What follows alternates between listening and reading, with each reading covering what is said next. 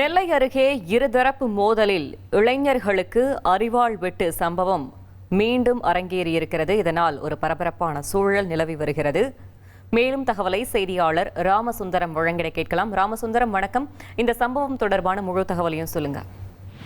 நெல்லை மாவட்டம் சீதப்பரப்பநல்லூர் காவல் நிலைய எல்லைக்குட்பட்ட பகுதி வெள்ளாளங்குளம். இந்த வெள்ளாளங்குளம் பகுதியில நேற்று நள்ளிரவுல இரு தரப்பு இடையே மோதல் ஏற்பட்டிருக்கிறது. அப்போது ஒரு தரப்பு அறிவாளை கொண்டு தாக்கியதுல 2 இளைஞர்கள் காயமடைந்திருக்கிறார்கள். உடனடியாக அக்கம் பக்கத்தினர் அவர்களை மீட்டு நெல்லை அரசு மருத்துவக் கல்லூரி மருத்துவமனையில சிகிச்சைக்காக அனுமதித்தார்கள். அந்த சிகிச்சைக்காக அனுமதிக்கப்பட்டவர்கள் இருவருமே இளைஞர்கள், 21 வயதுடையவர்கள்.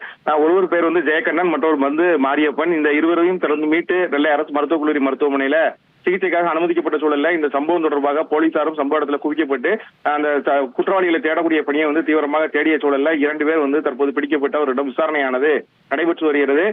ஏற்கனவே வெள்ளாளங்குளம் பகுதியில இரு தரப்பிடையே தொடர்ந்து மோதல் சம்பவம் இருக்கிற சூழல்ல தற்போது மீண்டும் இந்த பிரச்சனை தலைதூக்கி இருப்பதாக அப்பகுதி மக்கள் குற்றச்சாட்டை முன்வைக்கிறார்கள்.